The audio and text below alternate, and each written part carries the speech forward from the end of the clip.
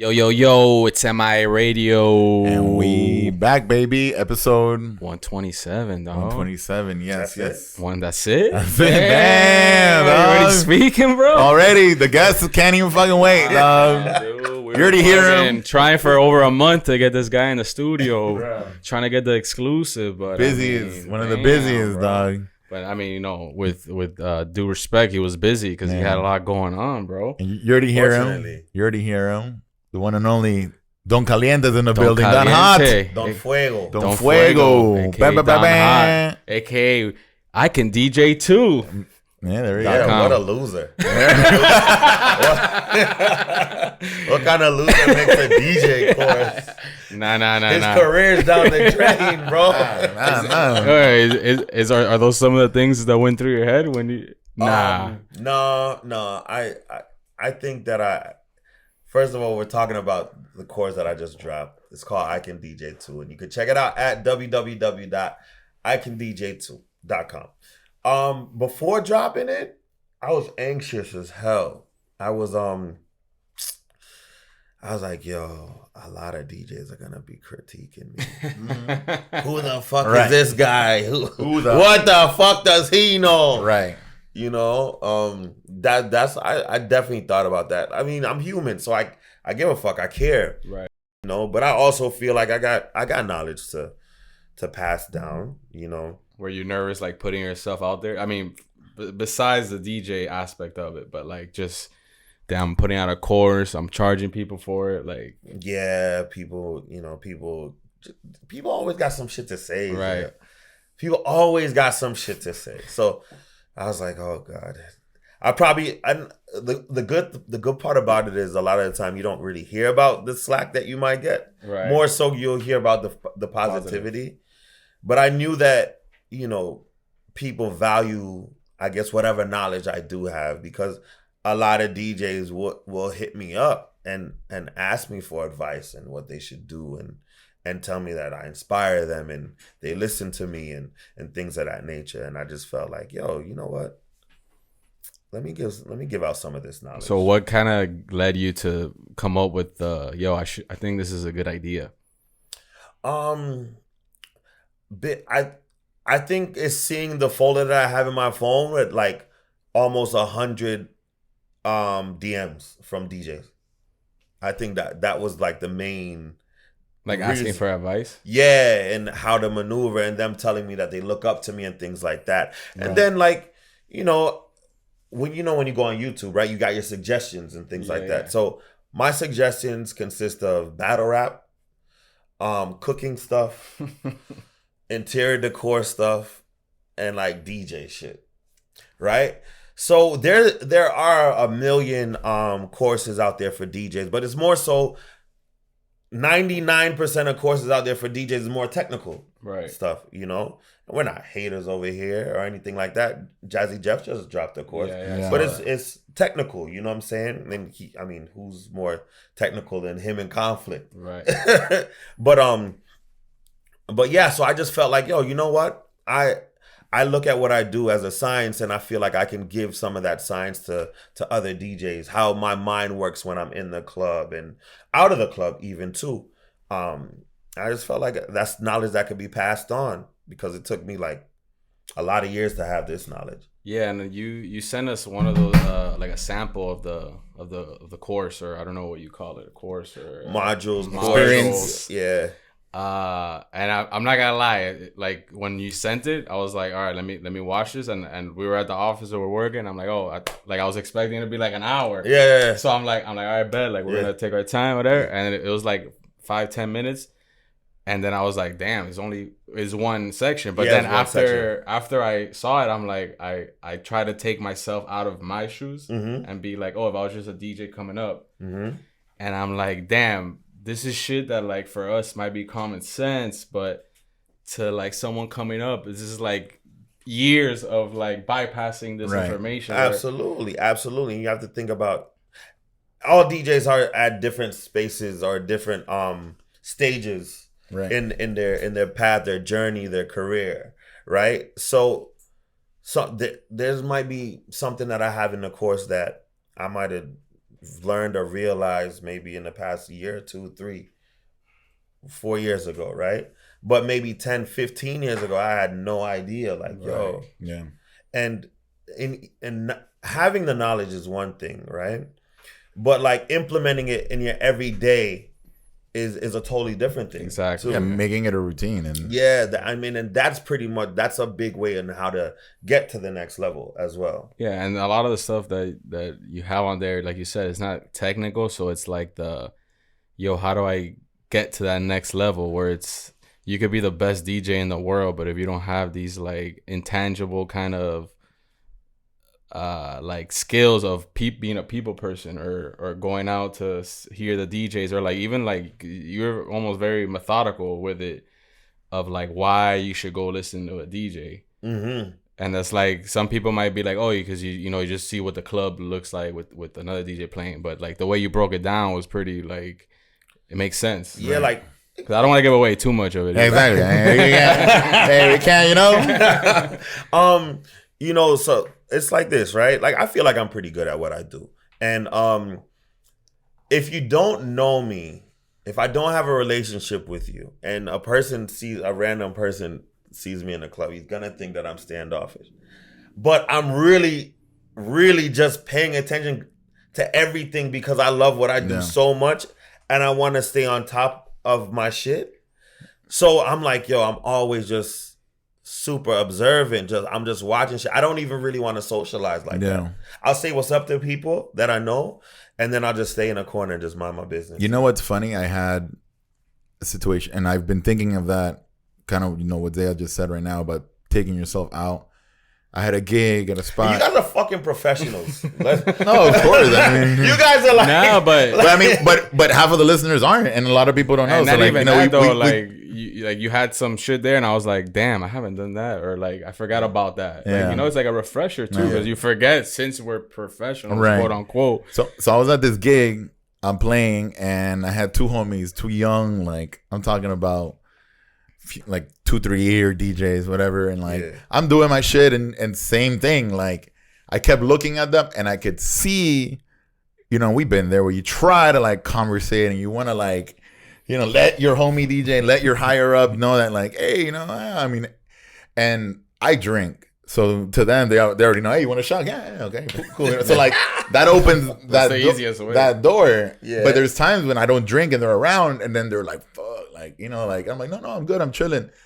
But this week we were talking, and they brought me a drink and this and that, and you know, we're talking, and I'm playing and this, and then I see like the sparklers lit up, and I'm talking. I'm like, yeah, I grab the mic, yeah, and I'm like, yo, bottles coming out, blah blah blah blah blah blah, and then they were both like, and then one of them's like, yo, you saw like, get the fuck out. Yeah, he was like, you saw that? Like, how are you always tapped in? I can bet $1 million, right? I know you don't even look at yourself like that. No, at all. Me neither. I mean, me like, fucking either. Like, I do not look at myself like. It's like, you know, like they literally brought the shots, and I'm, you know, my peripherals over here, and I see the bottle girl lighting up the sparklers. You know, they're getting the sign, and we're talking, blah blah blah blah. While I'm doing that, I'm grabbing the mic. And, you know, I'm like, I'm talking, whatever. I'm like, yo, bottles come. And then I took the shot, whatever. And then they were just like, and he was telling the other dude, like, yo, you saw, like, how is he tapped in? Like, blah, blah, blah. And, you know, it's like that science. And in my head, I'm like, psh, you know, like, I'm working, you know? Right. In my head, I'm like, oh, I'm just doing my job. But to them, they're not used to, they're still in, like, the art, the love, the club. Like, they're still, like, the guest. They're still a Patreon, you know? Like, because they haven't been driving the car, you know? So it's absolutely, like, right? Yeah. They might have been, you know, looking at the car in the back seat. You know, right. I remember like in my late teens when I'm DJing, and like, say I got a big booking for that time. I remember I'd be, my hands would be shaking. Yeah. Has that ever happened to you? My hands would be legit shaking. I mean, that was like a song. Or like, yeah, it was like that would happen to me at Mansion. But it's also because you're in a fucking function one system, and you're like, and your laptop's shaking and everything's shaking. And it's also like, bro, if one thing goes wrong, if you press the wrong button. I'm talking like turntable days, right? When I'm using turntables, a lot of people still just use turntables. But I'm talking like I'm trying to put the fucking needle on the record, and I'm just like shaking, you know. And like now, like I'm so seasoned now. It's like, all right, I'm always nervous before I DJ. By the way, yeah. If you're not, I'm still nervous, but that comfortability is gone though. Like that, I mean that nervousness is gone though. I don't really get the jitters in that sense anymore. I think a lot of time it's like I get nervous because I'm like, yo, I'm about to fuck this shit up in a sense. Yeah. But then it's like I also don't want to flop either. Yeah. Nah, and it's funny like how he was saying that to us is like natural, but like that's the stuff like the technical side of DJing. Like when you're young, I feel like at least me, I was like very nerdy and into it, and like I wanted to learn all the scratches. But then when you get to like in the industry and the business, like pulling off that type of shit is what like I'm into. Whereas like I see the bottle popping like before they're even out, I already see the light coming in, and then I'm like, all right, so I got like about 27 seconds before I can drop the song, so that like when it pops off and it gets to the table, like the timing and all that shit, like that's like the real science. It takes years. And one thing that I listened to Conflicts and you mentioned it, and we'll just jump to it, is the parade thing. Like in the beginning, the parade thing was like such a nerve-wracking thing, and it was like such a buzzkill kind of thing. Yeah, but set in your flow. When you become a pro, like you're so good at it that it's just like it's kind of like a challenge. You're just like, all right, I'm gonna fucking make this shit a fucking movie for these motherfuckers that are spending the money. I'm gonna glorify these assholes, and then I'm gonna fucking bring the whole room back around. Yeah. So that's when you're tested as a DJ to have the bangers, the off the ones, or your mic talk or whatever. And I'm anticipating all that's that. what I'm saying. Before, so but before, like, you know, but like being not used to it, you're just kind of like, man, the bottle parade, and I'm already flowing to this, and I was gonna go to this and that, and like you're so technical about it, you know, about your flow, and man, they're listening to these so and so over here, and then, but then you're just like, yo, like, but you know what it does. What sometimes DJs might not realize, sometimes it adds a little shock value to the event, to the party. Facts. What's going on here? Like something's happening, and it might grab people's attention again. It's like this, right? There's been times where, say I'm DJing and taking bottle parades out of it. Say I'm just DJing and just the room is just like whatever. The crowd's not giving me what I need, right? Sometimes I'll just play some bullshit, like for about. Not even bullshit, but like 5-10 minutes, I might switch up the vibe of what the actual vibe of the party is. Yeah. Right? So let's say like story on Saturday, okay? And say Anderson is killing it, you know, before I get on. But I know he's killing it, like with the songs that he's playing, but the crowd isn't giving him back what I know that they should be giving him back. Right. I might fuck around and just, I'm going R&B for 10 minutes. When I say R&B, I'm talking about, you know, because I'm spilling it all today. I'm talking about this we're gonna have to charge for this episode. We gotta charge you for the preview. I'm talking about things like, say I might do Buy You a Drink, Shawty, Hotline, Pretty Ricky, like those kind of things. Songs that the crowd will give me something back to. 2000s. But it adds a little shock value. And then when I go back to the meat of what they really want, the hip hop, the hard shit, they're so much more receptive. Yeah. It's all a mind fuck though. Yeah. Yeah, and I was telling like one of the two guys that I had this week, he came in with me in the day or two, and same thing, like I'll be DJing and I'll turn over and I'll be like, hey, I did this because of this and this and this, and he's like, oh yeah, I noticed that. So at this gig that I was at, it was busy early. So I kind of like I was telling him, I'm like going up and down, up and down, up and down. And he's like, why? I'm like, cause it's early. They're warming up. But these people like this, these people like that, they're not all drunk enough to be on the same page. Yeah. So see how I'm opening and I'm hitting them. You know, I am hitting some hard EDM because these fucking people are fucking with it. Absolutely. And I'm going into reggaeton for this, but I'm not playing, you know, even like CBA records. I'm playing like high C's and maybe like a high B or a high A of a certain genre I'm not going to play later. And that way you kind of like... Science, bro. Yeah. Science. It's so important to fish. Yeah. In that opening set to see like, yo, what's really in the room. That's why it's so weird to me. Like when you have like dudes that might come and headline a party and they get there like 5-10 minutes before the set. Yeah. It's insane. How do you Like, how do you do that? Yeah, as a professional, like in anything, how do you assess the situation and time? And that's nerve wracking. Like 30 for me, minutes 5 minutes minimal. Yeah. I'm like fucking. I'll have anxiety. Like I just get there and gotta go. Like, but some people just don't care. Some people are drunk as fuck. Some people are high as hell. Some people are there 30 minutes early, but they don't pop into the booth till 5-10 before. That's one thing. That's my favorite. That's my favorite when you walk in the booth. I mean, now we all play. I mean, with Anderson, Andy, we all know each other, whatever. But there's been those times, when you walk in and then the guy's like, and then the format just changes and you're like, oh, okay. But it's such a buzzkill because don't cater to me. You're already your hand's already under the shirt. You feel me? Hands in the cookie jar. Your hands in the cookie jar. You just keep doing it. The crowd's vibing. I'm going to make up for that later. But, you think I feel like all of us and Conflict too, we're very scientific in our approach and 1,000%. Psychological. But do you think that sometimes, because this happened to me when I was younger, when I say younger, I mean a couple of years ago, but where it's you're almost too analytical and too scientific that it could be a detriment. You overthink sometimes. Because I remember when I was young, I'd be it's a mixture of nerves, but also of fuck, whatever, this person's here and then these type of people come and this and that and the bottles is. So I would just sometimes I would have those nights where I would be thinking too much. I'm yo, let me just start drinking. And then I would lean on that to be oh, now I'm I kind of have that I don't give a fuckness. So it give me a little all right, let me kind of be a little more free with my...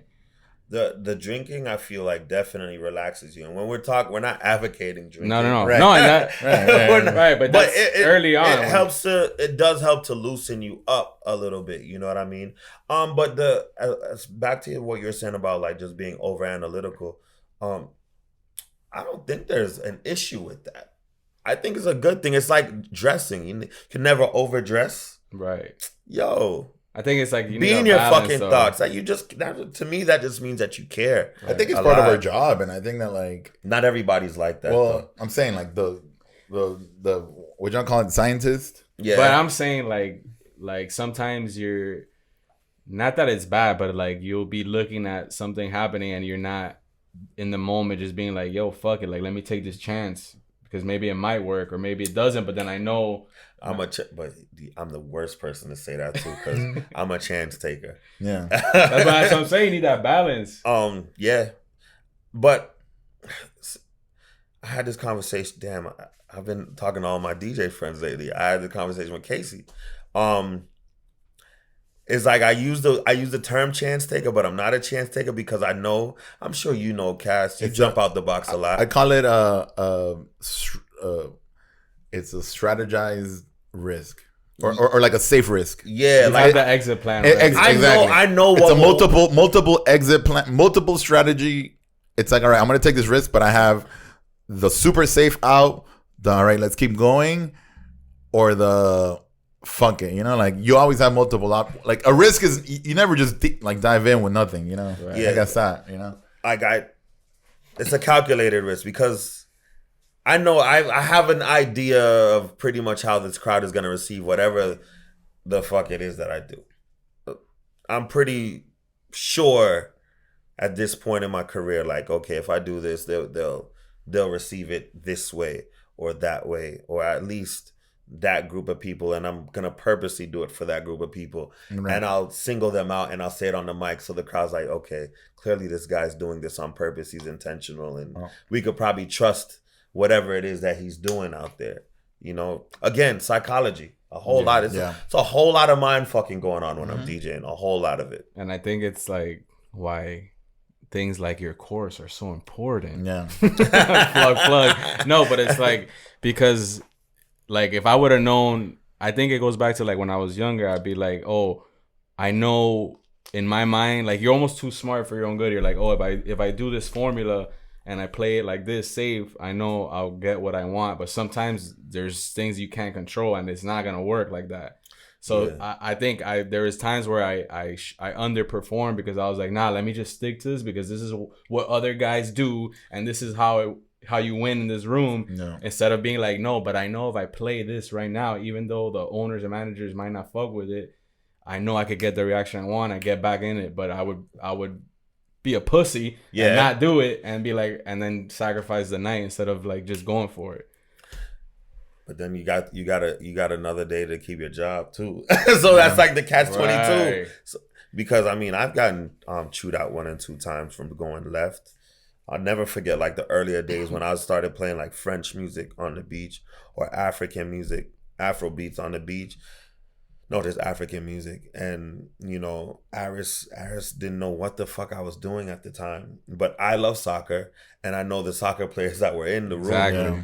And he was like, oh, this motherfucker's onto something. He's doing something right now. And then after a while, people like got on the accord and like they understood and they accepted it. But yeah, especially in the beach, like that culture of like, it's not as free. Yeah, you can't really take chances. But how do you like, especially that you've been doing it for so long at these clubs on the beach, like we went through that whole thing, but how do you like stay sane, like with those people that, not in a bad way, but it's just that's the type of environment you're working under? Okay, but sane in what regard? Like, how do you? Because everyone's different. Like, for example, we definitely went through that where like, okay, yeah, it's a job. Like, I know, like you make the rules. Tell me, like, I'm not gonna take it personal. Okay, let's say. But then there gets to a point where I'm like, yo, shut the fuck up. Let me do it. Right. Like, okay. I don't care. Let's say Aris, right? Aris, that's my brother right there. That's family right there, right? But his delivery isn't the best. Exactly. Sometimes. Let's talk like the earlier days of my relationship with him. His delivery wouldn't be the best sometimes. It is what it is, right? But we have similar personalities where I know his delivery is not the best, but I get it. I get the fact that the lights are expensive, the sound system is expensive, the rent is expensive. Yo, there's probably a lot of pressure there, right? And I'm not making excuses for anyone's behavior and how they might treat people. I'm not doing that. But I just got it, and I was like, yo, let me do my part to make this person's life easier. Because I know if it was me, I would want that person. Yeah. And through the years, we just understood each other, and you know, we just help each other in that way. I think a way to put it. Dave ain't like that. I could. Well, that's the next question. We definitely want to talk about our relationship with all these people, so it's all good. Yeah, that what you're saying is what I always tell people about like the bottle service, and you know, we've all worked for Aris, and like. You have to realize that it's their game and you're playing their game, and you have to outsmart them at their own game. And that's, you gotta like outwork them in their own game, or like not be one step ahead, but like, or meet them where they are, whatever that's what I'm saying. Like some kind of, you need, like you said, because for us, I think for me, I didn't think of it that way for most of the time I worked there. And then towards the end, I got it. And when I got it in the end, I was like, you know, this just isn't it. Like, it's not what I'm looking for, you know? And but you, like you said, you realize, yo, like, I was like, to me, it was like, yo, I was being so self-centered and so thinking that, you know, the DJ ego of you being the star. And then you realize, yo, like you said, the rent, like, you know, like but I'm all the factors, you know, and then that's what I'm saying. The delivery is not the best, and you got to understand you're just part of the puzzle. You're part of the machine, you know. Right, and I mean, but like I said, I can reiterate this 1,000 times. I'm not making an excuse for how he saw. Like I've gotten that shit. I've gotten it. Yeah, we all have. You know, it doesn't make you feel good, but we have similar personalities in it. Where I'm a straight shooter. Give it. And to I me think straight. I've learned from it because. That's how I am now. A lot of younger DJs think I'm an asshole or think I'm a dick, or my approach, my delivery isn't the greatest. Oh, mine too. But but I'm telling you what the fuck it is. And I'm telling you what the fuck it is because I've been where you're at, and I've been there, and I know. And the reason why I'm like kind of more quiet now and more straight up and more like on my shit is because I've been there, and I'm not telling you, I'm not pulling the shit out of my ass, you know? When you're younger, it's like you said, it's almost you're in your own world, your own bubble. You have your ego as a DJ, and you're like concerned about yourself. But when you get older, you realize, like how you said, the rent, like you start you walk in, and now when I go anywhere, I'm analyzing like, yo, what's their overhead on this? Yeah, these are the things I'm thinking about. Right, that's the first thing I think. So when you're older, you realize like, yo, like the DJ is the last on the list right now. Like, so when you do fuck up, for them, it's a big deal because like, yo, you know how much other things I have going on in my head, and the costs and the profit margins and this and that, and like now you're playing French music. Like, come on, man, talk to me. Like, what's going on? So I get it. You like understand more, but when you're young, it's like hard because you're like, I'm trying to be a DJ, bro. Absolutely. And like when you're fucking up, it's like the way they see it is like, yo, you're costing me money right now. Yeah. Mm-hmm. Maybe I didn't have a good week. Maybe it's slow season, so I need this night to be all right. You know what I mean? It's like a serious kind of stress. Yeah, when we're younger, we think of it like, yo, they just woke up on the wrong side of bed, and now I suck as a DJ. And imagine this, right? We're all men here. Imagine this: a grown ass man trying to like watch his words and how he talks to another grown ass man. He's like, he doesn't give a fuck. Yeah, sucks, man. Shit. Yeah, and it's not like a traditional work environment where like, hey man, you can't say that. Yeah, right. There's no HR. there's no HR. I don't think I'm gonna HR. write a report on you tomorrow. Yeah, right. Who do I have to contact about my complaint? Yeah. So about your boy Dave. Yeah. Dave Grutman, Mr. Groot Hospitality. What is your relationship like with him? Because he's a big figure in the nightlife here. Dave and I are cool. You know what I'm saying? Dave and I are also at a place where like, okay, he's starting to like trust me, because Dave's not a person that's out as much as like say like a Harris is out at his venues. Yeah. You know, so sometimes when I go left, like there's been times where Dave's like, what the fuck? Right? But I'm like, yo, Dave, just trust me. I got it. You know? And all the guys in the office at Groot Hospitality, they might reassure him and let him know like, yo, this guy knows what he's doing. Yeah. You know? Let's say like even an example, right? And this has nothing to do with Dave, right? So last Friday, I get to live, and you know, I get there early or whatever, and as I observed the crowd, I was like, okay, cool, I see what they need, right? So I go on and I play some house, and then I cheese the fuck out of that room. Like I cheesed it up. I cheesed it. It was karaoke in that bitch, right? And what you call it? So I was doing it for so long. So Rob, my guy Rob Garcia, I guess he must have told Jordan like, yo, tell Don to switch it back, right? So I'm like, damn, niggas is complaining about the music, right? But they're losing their mind. Yeah, like when Jordan told me, person that throws the party, when he told me to go to hip hop, I'm like, it was like at a point where people were just about to sing out. I was like, yo, I didn't say, hey, look, listen to this. I don't have anything to prove to Jordan. Jordan's heard me play 10 million times. But so I don't even think anything of it. I go to the hip hop because this is like 24 minutes of cheese at this point. That could be a lot. Yeah. But they were loving it. And it was more reaction than, I was getting more reaction from the crowd than when the regular hip hop was being played. So anyway, I do my set. It's the end of the night, or the end of my set. Now I'm about to like pack up and go home. And then Rob comes to the DJ booth. He's like, yo, bro, I know you're killing it. You know, he's just like, yo, it was a lot. It was a lot. But he says like, yo, we trust you. You know, we know exactly I know exactly why you did it. Yeah. I know it was working and all of that, you know.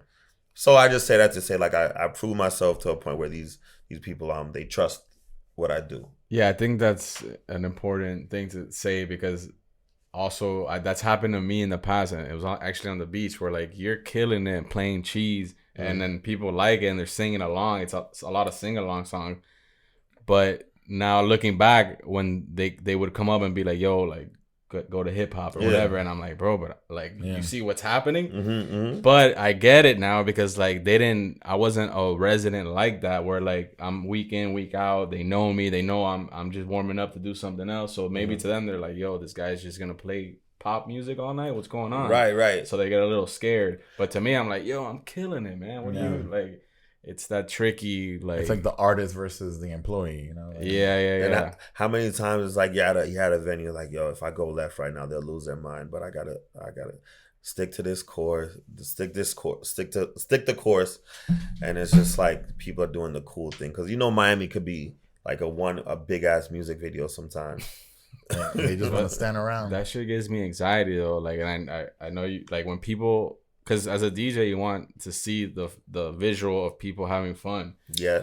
So absolutely. then like a lot of this new music, and we were talking about that last week, where it's like you can have the best song out, but just because technically it's like from 60 to 70 BPM, like people get a more chill vibe. Absolutely. So it's like even if it's a top record, it's just inherently you're like already but they're vibing down. And sometimes people don't know how to maneuver, and that's definitely something I cover in the course. What to do in those moments, because there are things that you can do in those moments. You know what? One of the dopest things about living in Miami, we could play so many different genres of music, right? Because so many different people are here. Like there's so many pockets, and like imagine if you live in St. Louis or Milwaukee. You're playing rap or you're playing house. You're playing techno. You're playing rap. That's why a lot of those out of town sets are like sound the same. Yeah. Because it's like you can only really be in certain pockets. Because and then you got like a few states that got like a bunch of Mexicans, so you could touch some Spanish music. But the Spanish music is, especially now. I mean, now that I've been traveling more, like it just depends, and you see it, and it's always it's kind of hidden. Because I think that a lot of other DJs don't see it or don't look at us like we do. And when I say what I like, some other cities just got a bunch of Mexicans. that might have sounded crazy to some people, but I mean, bro. If you're not in Florida, you're not in New York. 90% of the people outside, the Latin people are gonna be Mexican. Yeah. If you're in Texas, it might be El Salvador, right up in there. Some Central American speaking countries. Yeah, but big. 60% of the Latin crowd anywhere else outside of Miami is Mexican crowd. Yeah, for sure. In case you didn't know that. Yeah. You got to do your market research. Yeah, you have to know these things. You have to know. Nah, but how do you think that, like, what do you think is the perception that the younger DJs see from the course? And like, what do you tell people that you're getting out of the course? Like, what's the, like, we know the pitch and everything, but what's the... Not the Instagram. All right, ask one question at a time. Like what's the like graduation? Like I mean, I'm not saying, and I don't want to spill the beans on anything from the course, but I'm saying like, what can young DJs be?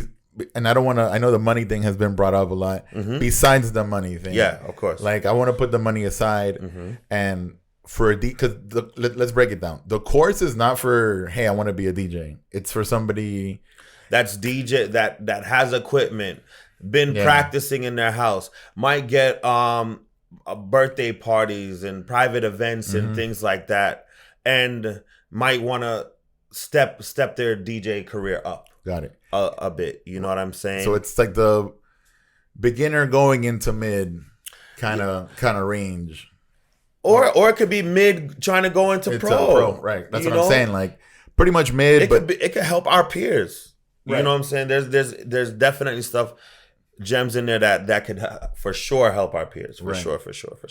So it's. I mean, that's what I'm asking. Is there like besides I know the money is what everybody gets everybody's. Yeah, that catches. I mean, of course, it's marketing. It's marketing. It catches people's attention. I'm with you 1,000%. Do you want to be better at your craft? Yeah. Come over there. I can DJ, and that's true. You will be better at your craft after this. You know what I'm saying? But we love music and all of that, but we also love money. Yeah, right. We do love money. Yeah, who doesn't? I mean, you like to buy things. You like to. These cameras are nice. Yeah. These lights are amazing. Smells great in here, guys. Hey, it's all money, dog. DJ money, dude. Exactly.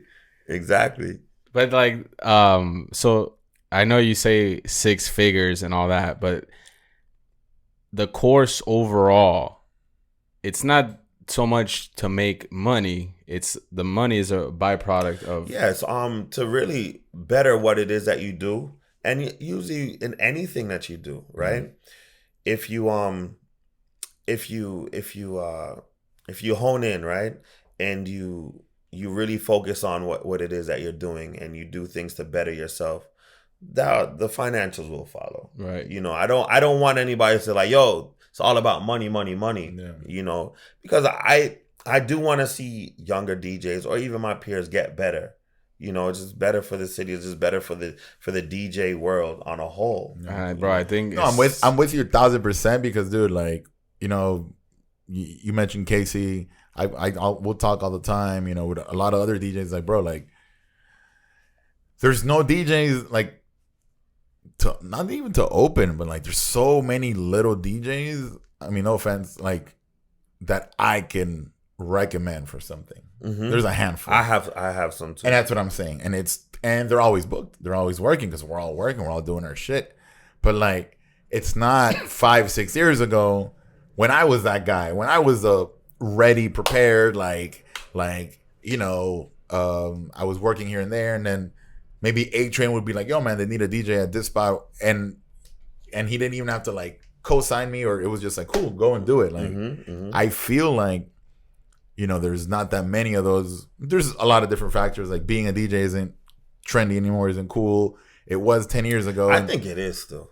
I think there's so many DJs out there. But I'm saying, but like the mindset of it, of like being trained. So it's good that there's a course, but I'm saying like there's no, that course, a lot of the younger guys have to take the course or have to get in line or getting checked because there's no good mid-tier DJs, I think, or like reliable.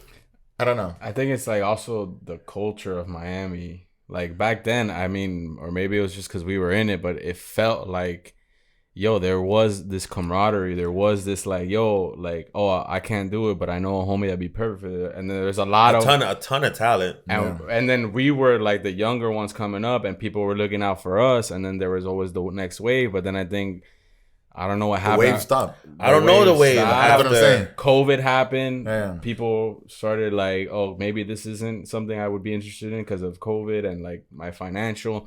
But there's no people, and like we try to do it with, you know, Rockwell, and like we have like this whole little NXT thing where we have young DJs, but even then they're fucking booked out. This fucking guy's headlining already. Like, you know what I'm saying? That's what I'm saying. So it's like, then what happens after that? And that's what I'm saying. I'm not saying that there's not good. I'm saying that the low to mid, hungry, thriving, wanting to put in the work. Research, you hearing a little something about them. There's not a lot. That's what I'm saying. That one guy, he's always there. Like, who's that guy? It's always there. Like, but I think there isn't that guy always there anymore. Yeah. But he might be there, and we just don't know. It's not impossible. Or maybe it's because they don't know that we're approached. Like, it's not like back then where you were like, oh, I'm a DJ. Let me. Yeah. Now it's kind of like, oh, I don't know. Don Hod's he's busy right now. Yeah, probably. If I'm in work mode, I'm probably not. Like my two, like the two DJs that came to see me right now. I mean, like I said, they've been DJing maybe 2 years, a year. You know, like right pre-COVID, but like they don't know the mind. Like they're totally new to somebody who's been in the clubs for like 2-3 years. Like, you know, I don't think people understand like how much fucking up you have to do to get to this level of scientist that I am. Yeah. I was fucking up for years, and you know that a big reason that I'm still fucking up, bro. Oh, okay. This is sponsors? No. Like I fuck with this water bottle called Hydrate, and there's like an app on your phone, and it tracks how much water you're drinking, and it'll light up when you're not drinking enough. That shit is wild. Yeah. Damn, what the fuck were you talking about? You need to plug that in for the course. For real.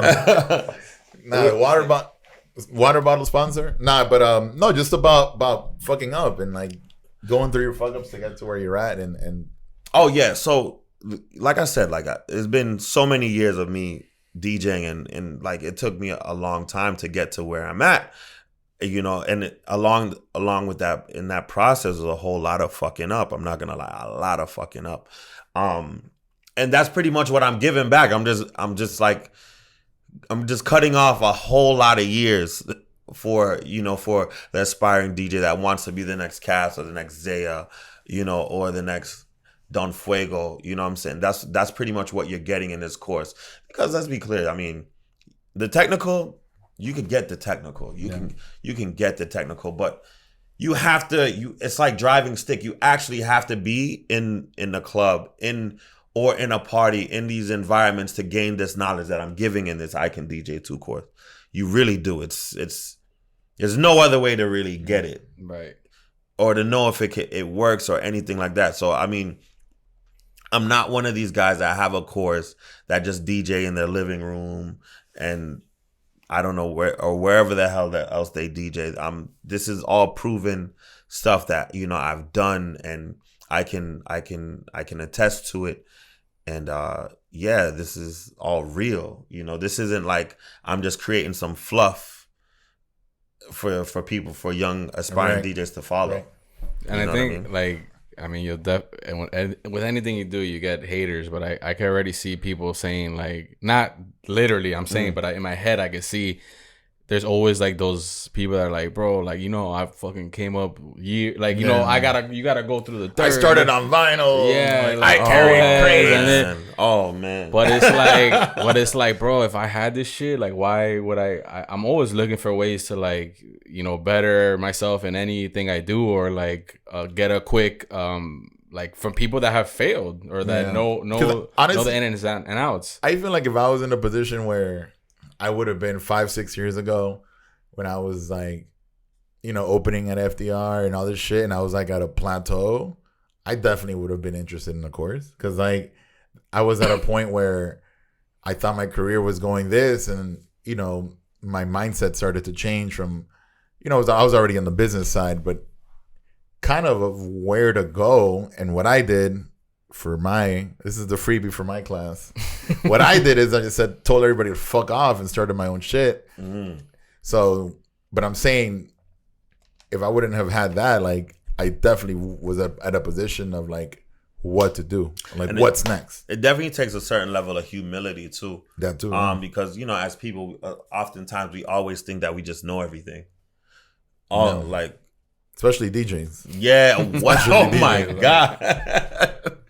You know, and luckily for me, maybe it's a part of my personality. I don't have that in me. I feel like I could always learn something. Always. White belt mentality. Yeah. Always learning.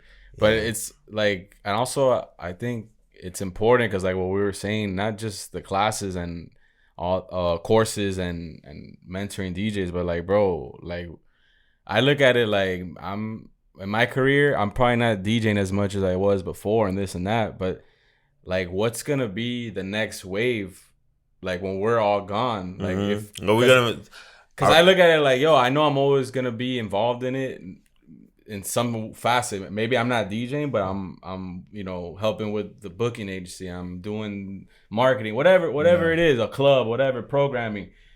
But like, I want to have a future of like, there's other DJs. Because what if it's just old 40-year-old DJs? So that's exactly how I feel. Fucking... I mean, I like to see that growth, you know. I got a DM the other day. They thanked me and was like, yo, Don, thank you on the course. You know, we had an extensive conversation, but I just posted a screenshot on my story, like saying that he got booked in Alaska. Fine. You know, just from implementing one or two things that he just learned in the I Can DJ 2 course, you know, and that made me feel awesome, you know, and that's what, like, I'm excited about like part 2, 3, 4, and all of that stuff, you know. And you met, I mean, on Conflicts podcast, I know you talked about it. So the course it's gonna keep growing, right? Yeah. And I'm gonna that down. So right now there's 12 modules that touches 12 different things that you can add to your DJ arsenal, your repertoire, if you will, you know. And there's gonna be a lot of things that I add. You know, I'm gonna add another, like it'll be like part 2 of the course or part 3 of the course. I'm gonna also add coming soon on the site where people can have one-on-ones with me. Right. You know, like Zoom. I'm doing those on my Patreon. Yeah, that's super dope. Ride That's along, super dope. or can we do a ride along with you? Absolutely. Damn, on the damn, I'm gonna put that on my Patreon. A ride along.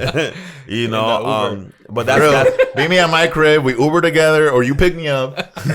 So that ride along in your car because I don't have a car. So. That's coming real soon. Another thing that's coming super soon on the site. You know, some aspiring DJs, maybe they're not financially there yet. Some people might say the price point is a little high for them. So I'm adding a pay over time. That should be implemented by Monday, Tuesday. Nice. Yeah. Smart. That's really smart. Yeah, because, I mean, I've been there. Yeah, what? Shit. For real, you know? So I never forget the days where I might have made like $300 to $500 a week DJing.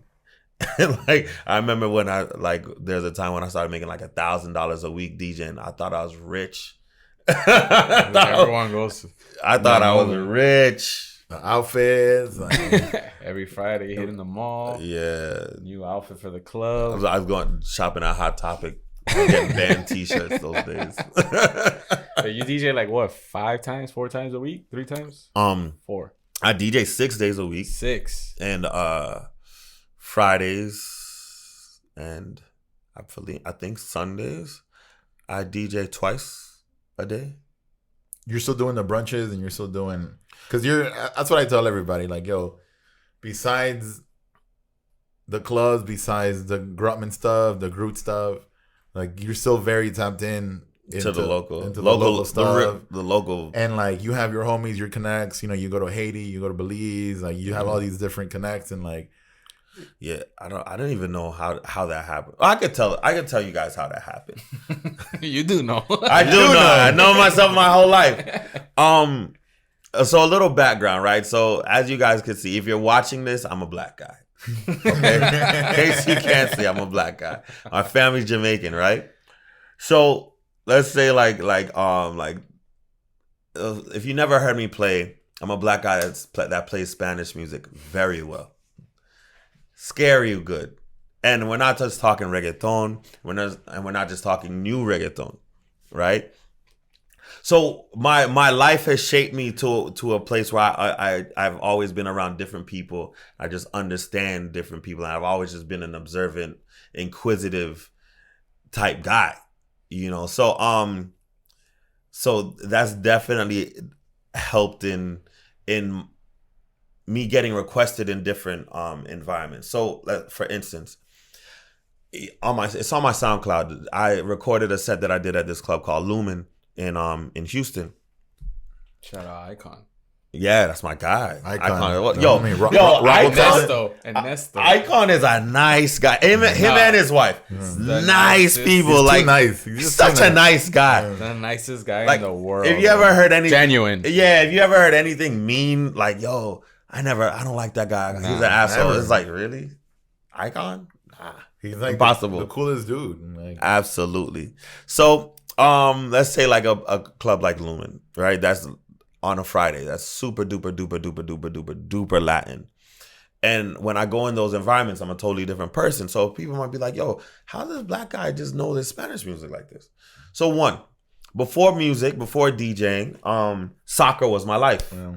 So I had a lot of Latin friends, you know, and my 2 best friends growing up, one was Colombian and one was Cuban. So I was always around their family, and I just always paid attention to that demographic, I guess, that group of people.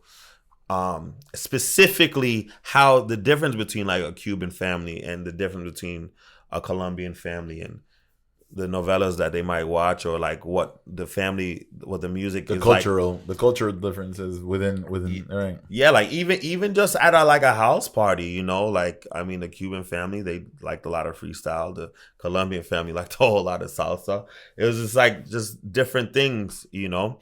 I'm Jamaican. Yeah. My family's Jamaican, you know, so I've always been connected to my Caribbean roots in that way.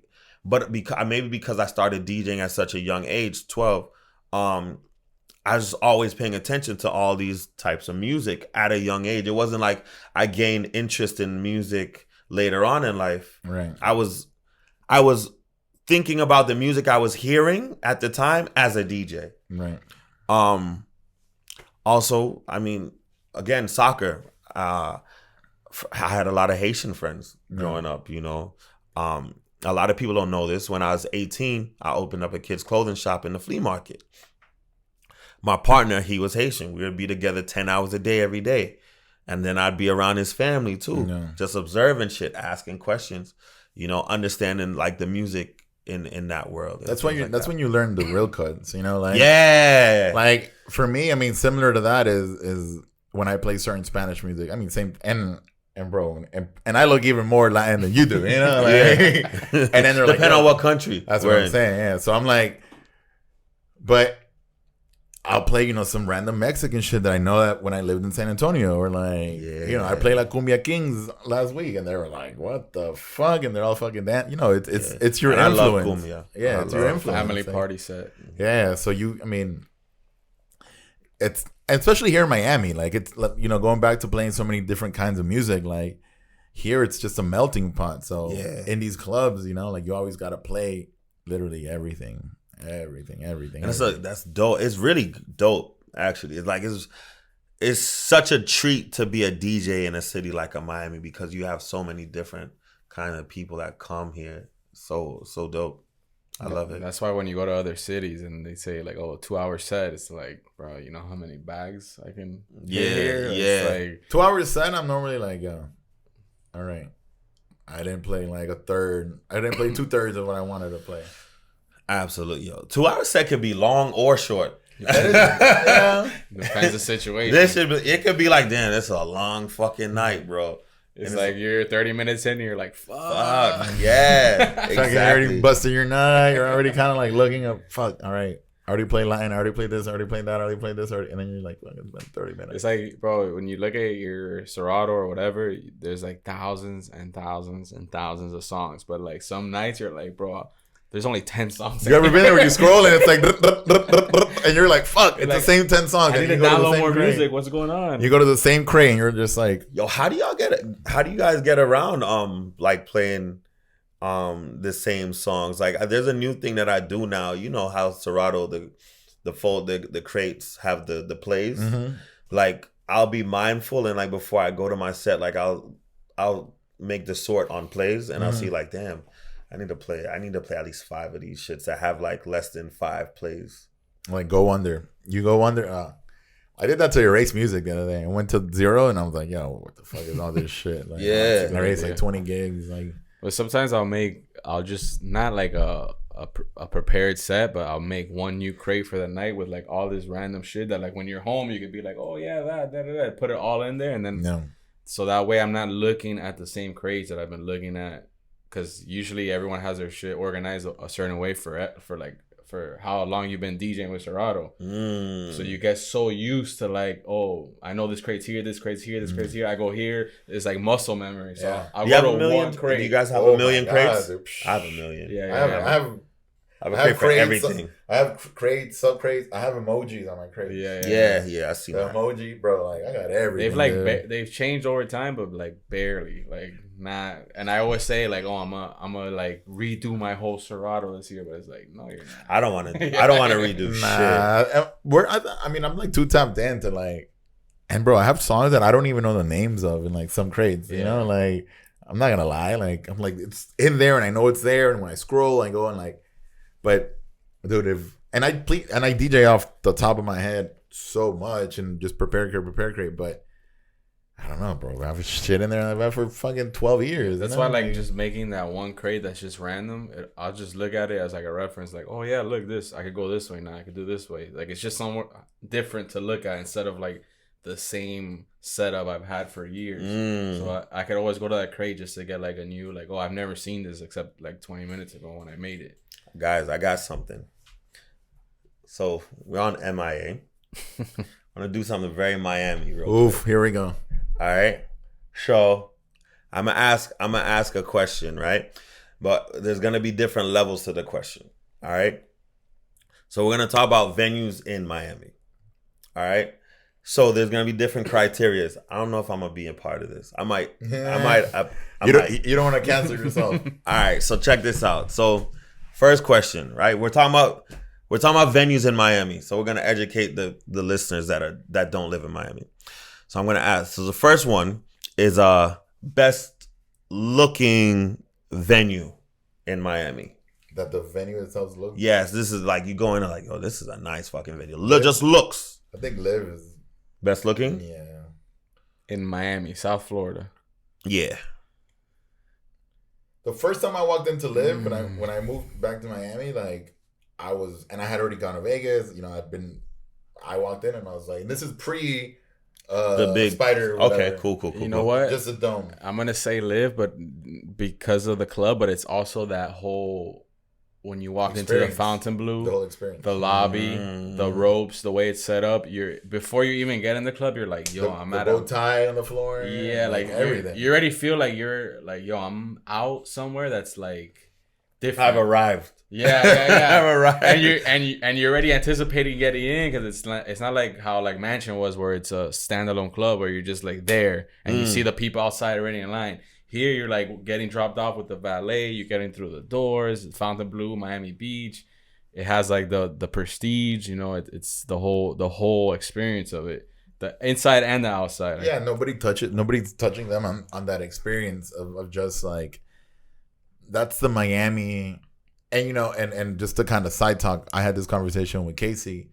Is that on South Beach you have Live Story, like 11.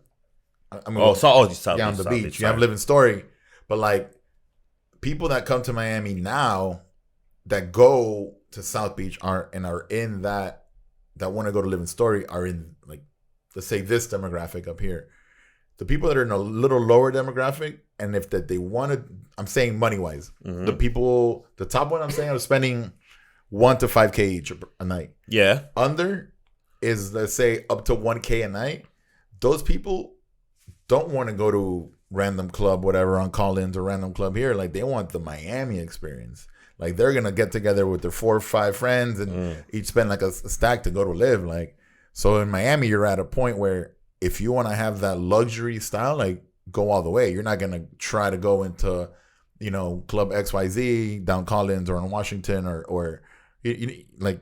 So it's Live. To me, it's Live. Like for me, is Rockwell. Well, Vendome now? Yeah, which is called Vendome now. Right. Yeah, but Rockwell for sure. I think Rockwell Rockwell was an experience too, just because of like the mirror mind fuck thing. Yeah. But I like those type of clubs were always my favorite. Like the One Oak, the Rockwells, the medium tier, small room, but very Set nice. Would have club. been my number. I like Set. Set. I think Set was probably the number one. Even Set when they used to have the little room. You remember? Looking wise, we're talking about looks. Okay. Yeah. I like Set. Set like prime, like when the booth was in the back and it had the whole screen. In the middle. In the middle. Yeah, in the middle it was even better. Yeah, I liked it. I mean, where it's at now. Yeah, I don't like where it's at now. Oh, you're saying all the way in the back? No, because I mean the venue's still set to me. Right. I like this. I like Set when the DJ booth was like when you walk in all the way to right, as opposed to the side. Right. You can see the room, but you don't see the room. Yeah, it's different. When it was it used to be on the side back in the day, but when it had the big screen on the back and the gold, remember that gold kind of like on the walls? It was kind of like a gold. It's like a metal thing. Thing. Yeah. Like sound things. Yeah. Big sound. Right. All right, so got looks. Best sound system in a club, and we can't say 11. I would say 11. 11 system is because that's obvious. Through the years, I mean, Mansion. The Mansion was Mansion sound system, especially Function the setup of the booth and everything. Mansion Function 1 system was like, bro. I remember hearing like, dog, playing like Swedish House Mafia, like one. In that system and just like the whole room, like feeling that shit in your soul, like I don't have much experience DJing Mansion. There's more Icon. Yeah, I have experience. Well, that still around that time because it was when the booth was in that circle kind of. Well, no, but they moved it to the stage. When I DJed at Icon, I was on the stage. I wasn't in the actual DJ booth, so I don't really have much experience in that venue. That booth was Bro, you could have powered a whole small club with what was in the booth. Yeah. So you guys both say mansion? Mansion, yeah. I'm gonna say Mokai when it's hitting. It would sound good, but it sounded too flat. I think it would sound flat, just because it's like there wasn't enough bass in there. You know what? But it was like you didn't need the bass because it's like the whole experience. Mokai was an experience. Like, you want to know one a sleeper that I don't think a lot of people even know about, and I went there my first time last night actually. Mad. Oh, I haven't gone. It's good. Yeah, it's a good sound system. They They have more than enough sound. It's one of those venues. Bet. Because very few venues got like more than enough. They have more than enough. Fire. All right, so you guys both. All right, so you guys agree on one. Venue that you always wanted to play that you never did. Oh, that closed? Huh? Or that's still? Oh, it's still around. Period. I would say Live, just because that's like a staple in Miami. Yeah, I've never played Live, but that's not a. I mean, I don't know. To me, it was like one venue or party. We'll do party. No. Let's do venue first, party next. Venue. I don't think. Go ahead. Well, you already said Live. Yeah, I would say Live, just because. Not with me. It's like, I mean, I want to say some wild shit like Liquid in the 90s. Oh, I see what you're saying. Like, to me, it would be like DJing for Chris Pacello in the back with Madonna. You know, like that's the shit. That's generation. That's eras. Yeah. I mean, or club DJing at Mansion when Paris Hilton was there. You know, like I would say, well, we're talking like that. I say like Club Deep in the corner with that Pitt too. was just that like too. doing we're just doing venue now. Okay, party is next. Yeah, so venue. I mean, venue. Yeah, to me would be like Liquid DJing. I mean, Liquid or like you said, Deep. Yeah, something like that. Like Club Deep. Right. I'm gonna say. Shit, yeah, I'm gonna say Rockwell. You never play Rockwell? Oh yeah, because of all the this is a campaign to play. No, I said Rockwell. I said Rockwell. We see where this is going. I can DJ. You're not here to pitch. Hey, you're not here to pitch. Hey, you're not here to pitch the court. You're here to get bookings, dog. I'm trying to think. Yeah, Rockwell. Yeah, I think so. That place was fun, man. I mean, and I did the Mondays for a while, and it was cool, man. I mean, you did FCR. So good. You worked. Yeah, and it hurt. Like at the time, it hurt the most because I have a relationship with Leah. Yeah, Leah's my dog. So I say Rockwell, like that, like those parties when it was Rockwell. I really liked what the crowd was. Loved the venue, and cellos run their shit really nicely. Yeah. Party. I gotta think about that. With me, was it I Rock Hip Hop? The fuck is that? Or that used to be the old Mansion Friday parties when they would bring like AM and all these guys. Oh.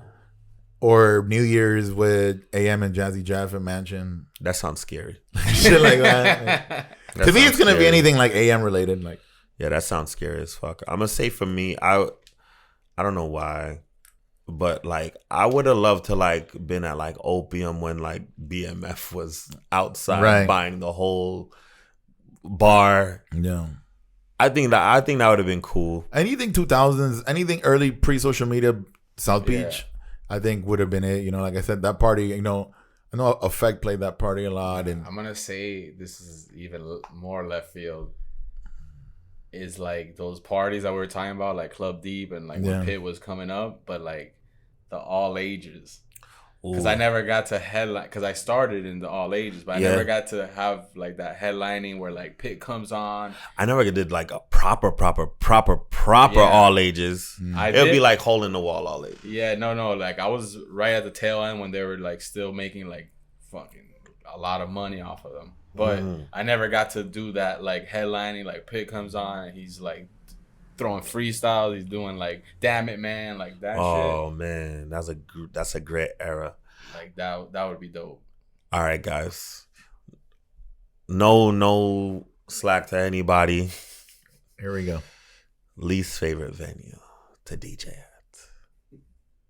I mean, or slack to anybody. Fuck that. I mean, you don't have to be DJing at them though, or have DJed. It could just be your least favorite venue that you didn't DJ at. All right. Okay. Fair. I don't even think I have one though. I think that's been done. All right, are we passing?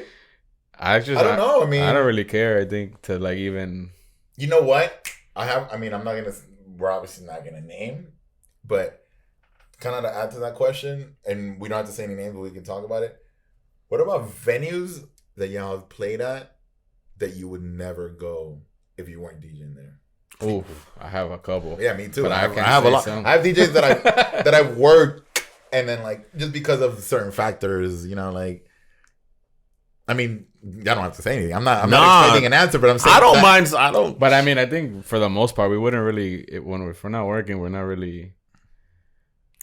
Damn. I worked. Okay, what I'm getting at is I worked at venues that I've played at where the service sucks, or like. Oh, I get you. Like you're saying, like as an establishment, like you wouldn't go. Is that? I mean, that's kind of what I was getting at. Yeah, like I say some of the strip clubs that I've done in the past, because I had a crazy journey. Like I've done it all. I've done all the hood shit, strip clubs. When I say strip clubs, I mean with an S. Yeah.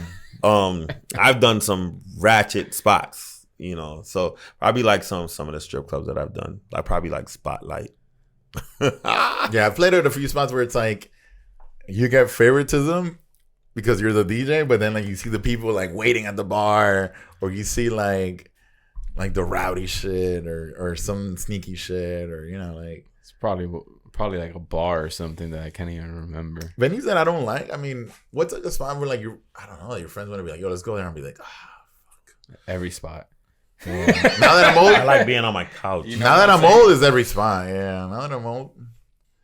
That's the thing. I don't think we really would go anywhere unless it's like very specific reason. Well, all right. Even better then.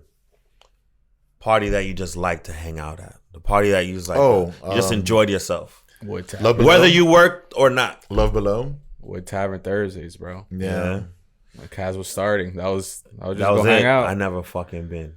It was just weird. It was just a bunch of shit. Might have not even been popping sometimes, but it was just a hangout. I don't need popping. Yeah, exactly. I never need popping. We don't. That's probably why it was better for me. Party that I just liked. Ugh. But I'm saying you work 6 days a week. Like, where would you go on your off night? Like, nowhere, right? I don't want to go anywhere. Because how do you even like? I'm trying to think, bro. That's like, I mean, obviously everyone's different and we all have different lives, but like 6 nights a week, how do you like disconnect from that world? Because even as we were talking about venues and this, and we're talking about sound systems, I was thinking, I put myself back to like all those clubs, and I'm like, yo, I was like, if you divide your week 7 days by percentage, I was like 80% in a club. So then my 20% is like, I'm not hearing function one. I'm not seeing all these like statues and this. So it's like your reality is like a little, distorted. I'm really a homebody, and I only work like 2 hours, 2 hours a night. Did you go right booth, get your job done? 30 minutes. Yeah, I set up, hang out for 30 minutes. I play my set. I'll probably be gone in 30 minutes or less. I went after my set, and I'll probably go to Taboo and get some food. That's been my new fix after work, going to Taboo and getting some food. The food there is amazing. Where's that at? Like 36th Street or some shit like that. But yeah, Taboo Miami, they have really good food. I'm gonna look it up. Yeah. If it's cosign. Yeah, no, the food there is pretty damn good. So you don't really get like sucked up all into that whole nightlife, because going to like 11 and shit. Yeah, because definitely a couple of years where I was in that life, but also I've seen people that are like especially when I lived in Vegas, where like that their life revolves around that. I'm not a super hangouty type guy. If you see me at some kind of function that I'm not DJing, it's gonna be super duper rare. Like even when I went to Mad last night, they like some people like that are in the industry when they saw me, they were like really shocked. It's like, yeah, okay. So I barely hang out like that to be honest with you, but I do like Kiki. That always seems to be like the spot that people go hang out when they're in the industry or outside. Kiki on a Sunday, I definitely like Kiki. But you think it's like interesting how, and I was actually talking about this the other day, where I'm actually glad that like we came up as DJs and we're DJs and we're always at these venues working, because I don't think I would. And like when my friends that like have normal 9-to-5s or whatever jobs hit me up to go out, I'm like, bro, like my house sounds so much dope. Like I genuinely love being home, like with my wife, and my dog, everything. So it's really like, so, but in that same vein, I still get to kind of enjoy for like those 2 hours, 3 hours in like a professional setting where like I'm going to do a job and like getting that like reaction and that like fun and joy, but then I'm like straight out and like I don't care about hanging out, where versus people that like they probably don't know what like going in for 2 hours and fucking crushing a room is, so they're like trying to just party and turn up. But for me, I'm like, bro, I don't need to turn up. Yeah, I don't need it. I've been there, done that too. Yeah, exactly. I've been there, done that. Like in my earlier days, like I used to hang out and just wanted to be out all the time. Now it's like, yo, this couch is really comfortable. This TV is really nice. This series is dope. Especially when you worked fucking your ass off for it. Yeah, facts. Facts. Sitting in your glory. You guys got any series that y'all are watching right now? You watch Yellow Jackets? No, and I need to. Because somebody's definitely told me about Yellow You got to see the Tinder Swindler, bro. Yeah. Oh, I haven't seen it. That is a classic. Well, I just caught up on Euphoria. Oh, man. That's just way too much, Yo, bro. it's amazing. Which one? That's the top. Top one? That's what just came. Oh, it was somebody signed up? Yeah. Hey. It's amazing. That's live on the air. Live on the air. Man. Somebody just they saw you on MI radio, and boom. They saw Ed's. It was one of Ed's friends, probably. The show that I'm feeling right now is C on Apple TV. Yeah, C. See? Is that the one with Will Ferrell? There's one on Apple TV. No, it's not a funny thing. Oh no, it's a serious shit. Somebody told me there's a Will Ferrell one on Apple TV, and I was like, "What? I didn't even fucking know." Yeah, I'm right now I'm on Euphoria. Righteous Gemstones is out. Y'all seen that? The new season. Yeah. It's just too much. There's too much content, bro. I'm trying to just sign up for I Can DJ too. Lock myself in a room, get 6 figures, bro. Hey, like that. That's the plan. Man. There's definitely something that you have to. It's definitely something that you have to work towards, though. You know what I'm saying? Yeah, you gotta apply and implement a level of consistency. You know, for sure. It's not a thing where, you know, you're gonna gain this knowledge and, bam, it just happens. Yeah. Because that's just not how. I mean, that's just not how DJ journeys go. Or anything. Yeah, I mean, the guy that sung Gangnam Style, he kind of shot to the moon really fast. But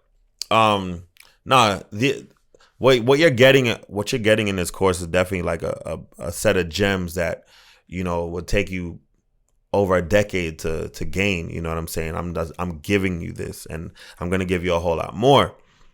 So, you know, like I said, there's gonna be more courses coming with more information. You know, a lot of people have been asking me about through the years, like my MC, and I don't know, I think I might do a whole module, like a mini module on that. DJs would love that one. Yeah, like maybe that 8 sections on that was diamond level. Yeah, like just 8 sections on just me talking about different aspects of that. You talking could on the even mic. go over like the psychology of like getting over, because everyone in the beginning has that fear of like, oh my god, what I sound like in the mic, or like they don't have that confidence, and it shows when you talk, and like, so even like getting over that shit, like it's not an easy thing. It is terrifying at first, but it's just like, I'll say it like this: it's just like the gym. You just have to walk in the gym. You have to pick up the mic. That's one, and don't be scared. Like, you might sound like shit for a little while. Yeah, I'm gonna be honest, because I know I did. Yeah, I know I did. Nah, it takes years, bro. It takes a long time experience. to like. That's one thing that even more. I remember the day because Sweetness used to get on my ass like so much. He said, "Pick up the mic," and I'm like, "No," and then like I would say shit or whatever, and like then the feedback. But I remember like I started doing it more and more, and I remember the fucking day that like my outside voice came out, like my mic voice. Like it was literally like the first, like the egg cracked and I came out and it was like Mike was born. And it was like I went like this. I was like, I think I was at Wood. I was like, I picked up the mic and I forgot what I said and I was like, who's that? I felt it, because what did Sweetness was like? Say it from your diaphragm. Like, he's like, say it from your diaphragm. Like, she'd always go like this and I'd be like, it's like, it's like cheesy or cliche to say, but like you literally have to find your voice because everyone's different. It's like for years you try to like mimic people and like you hear things and you're like, oh, that'll work. Yeah. But you gotta like do it to how you speak and like, how you are. Once you get it, it's the best because then you're just like, I'm gonna fuck with everybody now. Yeah, talking on a mic is so much like dancing. I mean, there's definitely a rhythm behind it. Your tone has to be right, and the most important thing is probably your breathing. Learning how to breathe when you're talking on the mic. That's very, very huge, because when your breathing is right, that's when you get the most out of your voice. For instance, because I might be saying breathing, and I'll give you a little bit of something that I might touch on when I actually do drop some stuff on the MCing.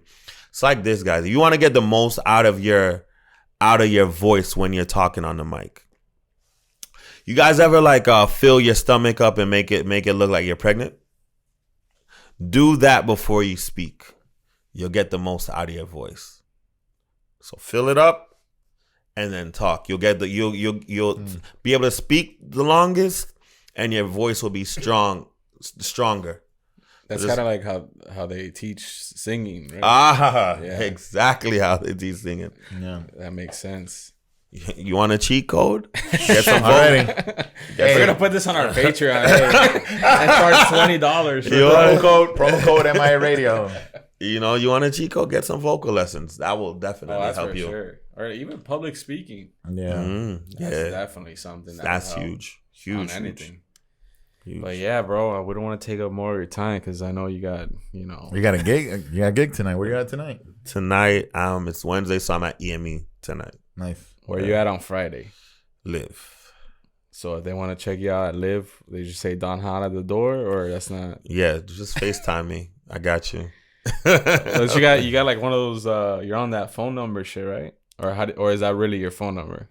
I saw you have your phone number on your profile, but it's the automated. Or hey, you're trying to? I don't know. You're trying to spill them. What is this guy trying to give out the content? Hey, edit that out. Edit that out. It's like, what is that your actual phone? Edit that out. Too much gems. Too much gems. Pull it up, Ed. Nah, I'm kidding. We'll do that. Hey, check it right now. Check it right now. Hey, nah. I mean, I heard about that shit from Ryan Leslie. I mean, that's game. But yeah, it is my number on my page. If you want to book me, yeah, you got to be able to book me. You got to be able to contact me. So yeah, my booking, my number is on my page for sure. Also, right now you have no management, right? Oh, look at that! No. I haven't even seen this page. What an ugly guy! All right, you see the top? Go scroll to the top, and click that square. Yeah. If you want to plug your socials, I mean, we have the site ikandj2.com. Yeah, just I mean, the main places that I'm out there and that I'm active on is probably my SoundCloud, DJ Don Hot, and my Instagram at DJ Don Hot, and and please. I mean, if you want to upgrade your life, change your life, upgrade your DJ career, you feel like you're stuck at a certain spot or place in your DJ career and you want to elevate, you know, the I Can DJ 2 course is great for you. You know, if you got your technical ability down packed, you know, but you want to, you know, grow, you want to get into some venues, you're not really sure how to read a room, you're not really sure what to do. Like, say if you get booked, you finally got your first booking in a club, you might be the opener or even headliner, you're not really sure on what to do. You know, the I Can DJ 2 course is great for you. I cover all of those things and so much more. And there's going to be so much more added to it as well. Check it out, www.icandj2.com. Not the number 2, the TOO. Love it, bro. Yo, appreciate you coming through. Thanks for having me. I love you guys. Thank you, brother. Appreciate it, bro. It's MIA Radio. And we out. Peace. Bing. Bing bong.